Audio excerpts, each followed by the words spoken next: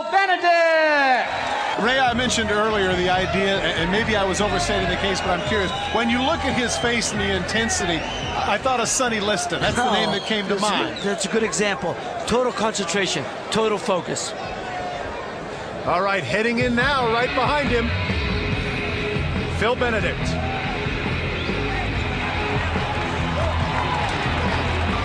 I really think that an issue here might be the length of the legs and the arms, Bob. 5-inch advantage to Gracie, and because of his flexibility, I think that's something he'll take advantage of. You're absolutely right. One of the things you watch with the Gracies, they make maximum utilization of their legs. They use them equally with their hands.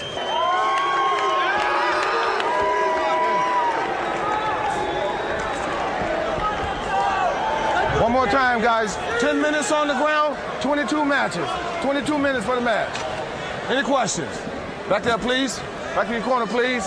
Well, Phil Benedict, this is his opportunity. Every fighter wants to go against the best. Be ready. And everybody has said, basically, Tom, that Gracie is the man to beat. What an opportunity for Phil Benedict, who is an alternate fighter. Absolutely. And on paper, Todd, if you didn't know anything about this and you walk in here cold turkey, this would look like a total mismatch, but it sure isn't. Well, you can bet that Phil Benedict wants this. You know, he's a grappler. This is what he wants. As you can see before the match, Phil Benedict which was what I said before in the beginning of the match. It seemed to me he was hyperventilating. He was breathing real heavy, watching me be extremely nervous and make mistakes early in the match. Well, you know what, gentlemen, I'm surprised right now that we've had this much time up on their feet. Well, I think Phil Benedict, probably part of his strategy, he thinks he's stronger, so he wants to take advantage of that, see if he can hurt Renzo before he takes him to the ground. Once again, you have to wonder if this is part of a plan for Gracie as well. Yeah, you see the use of the legs on the takedown. You did see the use of the leg. He took that left leg, took advantage of him. Now, this is Renzo Gracie's area. He's underwater now. This is where Benedict has to be careful because he's giving up his throat. And so many times the hits to the back of the head when you're on the bottom are actually more of a problem to yourself because of your knuckles than they are to somebody else, Bob. You're absolutely right. Now, Renzo Gracie has got Phil Benedict in the mount position. It's a very powerful position to win from. You've got lots of opportunities for arm locks, chokes, neck cranks. One of the things that Gracie does well, take a look at the legs behind. You see his legs crossed. That's the reason why Benedict cannot get out. Exactly. And that's the point with Brazilian Jiu-Jitsu. They make use of their entire body.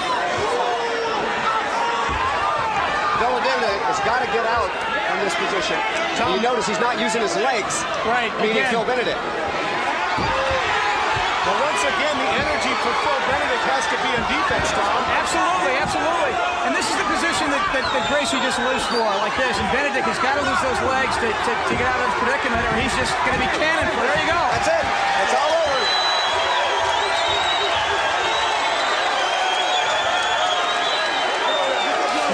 Positively relentless. Renzo Gracie.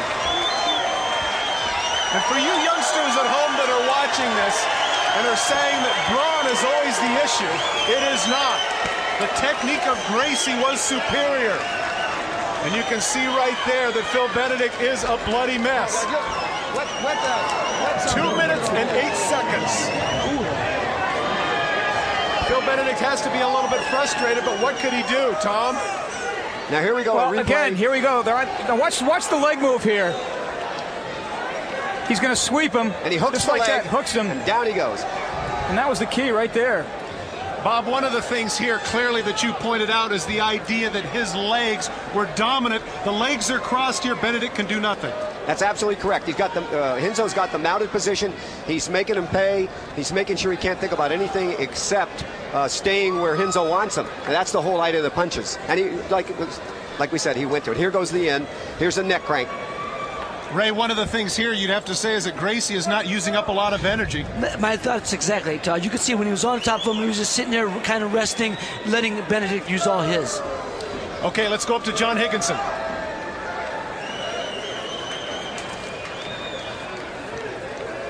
Ladies and gentlemen, the winner of the semifinals in the grappling division with a time of 2 minutes and 8 seconds, winning by submission, Renzo Gracie.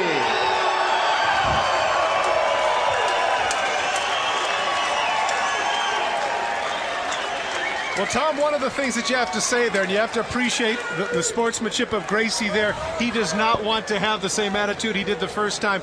This time he finishes his issue, and I got to ask you this. I asked you about the 400-pound bench press. Didn't help there. Didn't help there at all. It's technique, and it's the desire of this Gracie, the family tradition, and the ability to do things once he gets in the mat, to recover, to use his weight, and to use his legs. It's one thing he's done consistently all night.